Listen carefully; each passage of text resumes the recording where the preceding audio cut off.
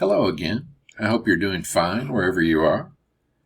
Now, today we want to continue. Last time we talked about statements and propositions and talked about when we would know whether or not a sentence expressed a truth value, which only occurred when it was a declarative sentence that made a truth claim that could be either true or false. Now we want to get into sort of the meat and potatoes of what logic is concerned with, which is arguments. Now, people are always making claims or stating beliefs which others may disagree with. When this happens, they usually give reasons to support their belief or claim. And given reasons for a claim, they are reasoning with those that listen to them. Logic is the study of such reasoning, where we seek to identify the principles that link reasons with the conclusions they support, and decide whether or not the reasoning involved succeeds or not. So at the heart of logic is the idea of argument. Now, in giving reasons for a belief or claim, we're making an argument. Arguments in logic are not angry debates or verbal disputes, but simply the process of offering reasons in support of a claim. An argument in this sense is part of an attempt to get at the truth in a particular situation, and not simply an attempt to persuade another person to your point of view. You don't want to confuse debate with argument. Philosophy has no interest at all in debating. In a debate, such as you will hear politicians give at election time, or at events such as a public debate, say, between an atheist and a Christian and so forth, the person debating wants to score points and win by persuading the audience to his or her point of view. But in philosophy, argument is always a common attempt to arrive at the truth. In this sense, a philosopher would not mind losing an argument, because if you lost the argument, if someone could show you that your argument was incorrect and your reasoning was wrong, that would be good, because you would no longer need to waste time defending or exploring or trying to verify something that's just not true, right? In fact, some philosophers get positively giddy when proven wrong to their own satisfaction, because now there's something else he or she can know with more certainty. I can know with certainty that that's not true. One way to know if you're dealing with a true philosophical soul is to see how they take defeat in argument. But real defeat, though, because a philosopher will insist that you give him or her real arguments that stand up to the great organon of logic. So the study of logic is above all else the study of arguments. In doing so, we both analyze and evaluate arguments. We try to make the principles of reasoning clear and then judge whether or not the argument in question is a good or a bad one. Consider the following sentence.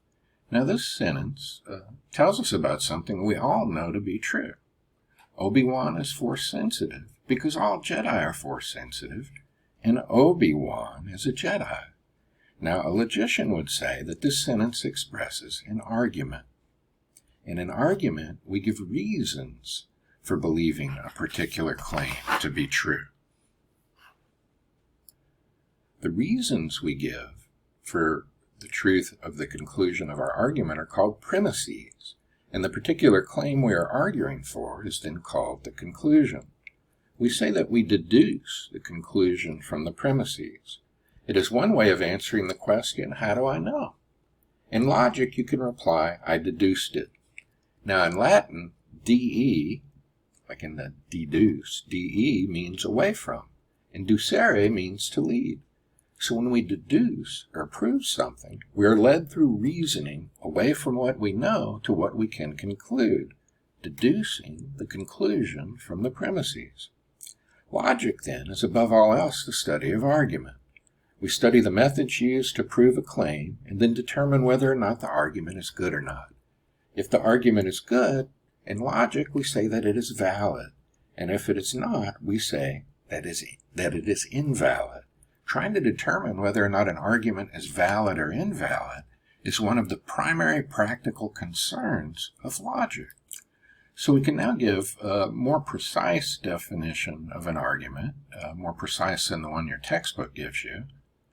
We see that an argument is a set of statements where one statement, the conclusion, is deduced from at least one or more other statements called the premises. The conclusion follows from the premises, which lead to the conclusion and support it. Now, to make the structure of the argument clear, logicians will put it into what is called standard form. What we do is we list and number the premises, and then we put a slash, right, like you see right here, a slash, to indicate, that's just shorthand for therefore. So if we take our argument up here that was just expressed in a sentence, Obi-Wan is Force sensitive because all Jedi are Force sensitive and Obi-Wan is a Jedi, we can put it into standard form. Premise 1, all Jedi are Force sensitive beings. Premise 2, Obi-Wan is a Jedi. Therefore, Obi-Wan is a Force sensitive being. Now in logic, an argument is any expression of reasoning that offers at least one proposition, one statement, a premise, as a reason for accepting another statement, the conclusion. Nothing is an argument unless it contains an identifiable premise and an identifiable conclusion. Now, the propositions or statements must also be clearly related to one another so that the premises express a reason for the conclusion.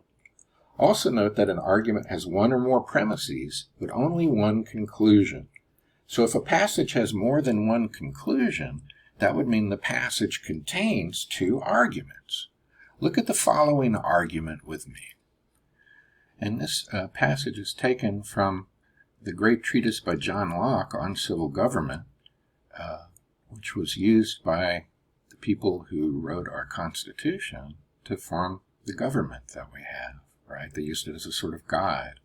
And in that, he writes the following: "It is not necessary, no, nor so much as convenient, that the legislature should always be in being, but absolutely necessary that the executive power should, because there is not always need of new laws to be made, but always need of execution of laws that are made." Now, there are two conclusions in here, and two premises that lead to those separate conclusions. Premise 1 is, there is not always need of new laws to be made, and conclusion 1 is, therefore it's not necessary that the legislature should always be in session. Then there's another premise, right, that leads to another conclusion. There is always need of execution of laws that are made, therefore it is necessary that the executive branch should always be in session. We have to learn to pay attention to the reasoning the words express, because the arguments that occur naturally in the wild will often be expressed in language that does not initially make its meaning logically clear. We have to get clear on what is being argued for and what supports it. Now, what do I mean when I say that conclusions follow from premises, or that the premises support the conclusion? Let's think about that by looking at two arguments. Look at the first one. Premise 1, all Sith are followers of the dark side. Premise 2, no followers of the dark side are Jedi. Therefore, no Sith or Jedi. Clearly, if you think about it, the premises support the conclusion. They give us reasons for believing it's true. So we can say the premises lead to the conclusion, or that we can deduce the conclusion from the premises, and so forth. But what about this one? All Eckerd students are human beings. All Eckerd students live in Florida. Therefore, all human beings live in Florida. Well, I hope you can recognize that this is not a very good argument, and that the premises do not support the conclusion. While it's true that all Eckerd students are human beings, and it's true that all Eckerd students, at least in non-pandemic times who are going to college, live in Florida, then it would not follow that all human beings live in Florida. We're now in a position to give a slightly better definition of logic than we find in our textbook, or really just to amplify it, right? Logic is the study of argument. we study the methods used to deduce or prove a claim, and then determine whether or not the argument is good or not. In particular, we study the methods for evaluating whether or not the premises of an argument give support for the conclusion. So a good argument is a valid one, and a bad argument is an invalid one. And we'll learn in some detail what exactly those terms mean. Perhaps it will seem like an excruciating detail, right?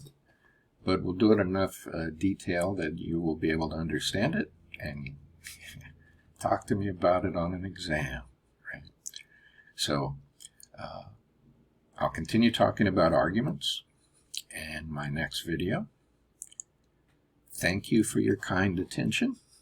I look forward to talking with you again soon.